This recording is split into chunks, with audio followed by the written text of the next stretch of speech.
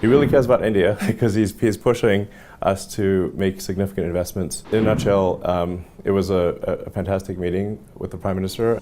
A beaming Elon Musk had in June this year signaled some sort of breakthrough after talks with Prime Minister Narendra Modi during his 4-day US visit. The ball started rolling after that, but it is still in the Indian government's court. According to reports, Tesla wants to invest up to $2 billion to set up a factory in India. But there is a condition.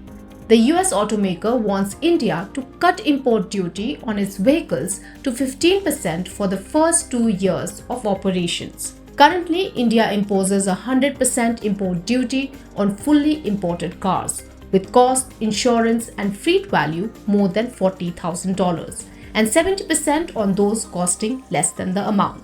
In August this year, it was reported that the government was working on a new EV policy to cut import taxes to 15% from the current 100% on cars which cost more than $40,000 and 70% for the rest.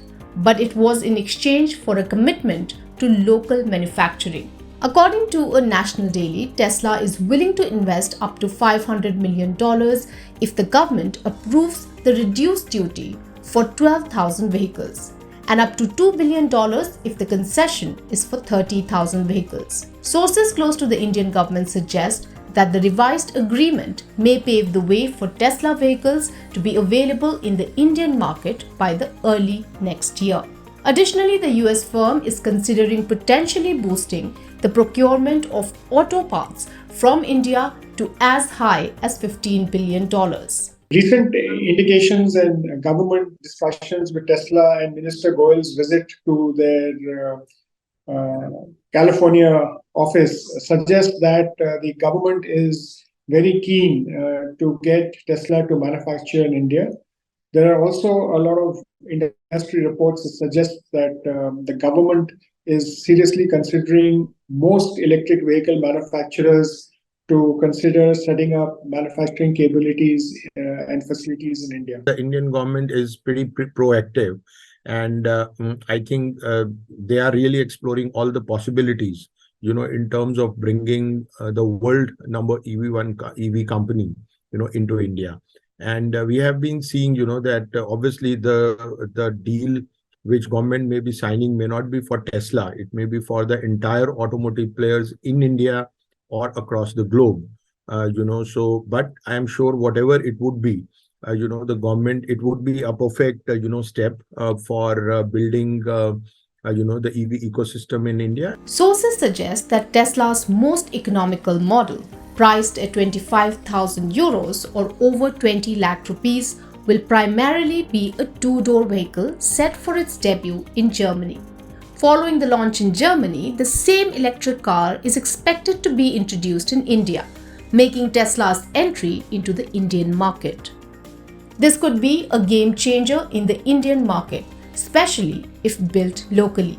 According to one analysis, well-off Indians are mostly going for cars in the 20 to 25 lakh rupees range, with the segment clocking a compound annual growth rate of more than 80% over 2019-2022. Even if Tesla overshoots this range by 4 to 5 lakh rupees, experts say its brand value and mystique would see it through. If you look at Volvo, Mercedes, BMW and other such high-end luxury vehicles, the percentage of electric vehicles as a total percentage of their sales, right, is significantly higher than other classes of vehicles. So there seems to be a consumer preference in that price point and that segment to go for electric vehicles.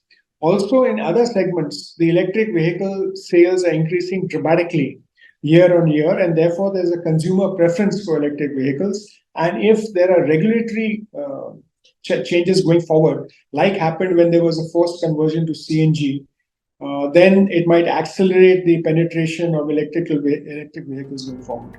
Charging infra is another factor that Tesla will have to keep in mind. According to data from OMI Foundation's EV dashboard, India has 10,185 charging stations comprising 17,094 charging points. Of these, 8,168 are fast chargers, with power outputs ranging from 15 kilowatt to 500 kilowatt. The remaining chargers offer slow or moderate charging, requiring more than 6 hours to charge a vehicle. The absence of standardization is a matter of concern. The elevated expenses associated with fast charger installation, coupled with the uncertainties regarding standards, pose challenges for charging point operators. This situation may present a hurdle for Tesla in India. So, what will be the future of Tesla in India? Tesla may be a new beginning for India's EV ecosystem. And undoubtedly, they may work from entire supply chain, right from lithium extraction to building the vehicles, make in India, and also export from India. So I think, and then parallelly, I think they are one of those companies who can really make India greener. They are one of those companies, who can really make who can really address our environmental challenges, and primarily India mobility more sustainable. So that's from the EV ecosystem. And from the consumer perspective, I think consumer can really have the flavor in terms of technology, what Tesla is offering across the globe. So I think it is going to be a win-win situation, both for Tesla as well as for India.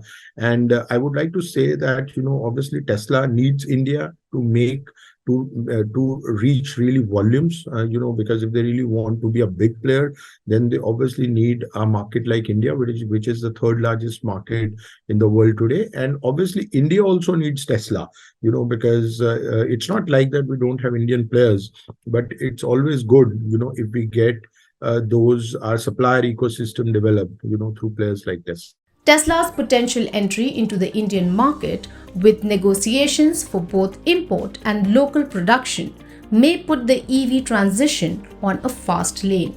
Tesla may get a big market in India, but it will face a few challenges too.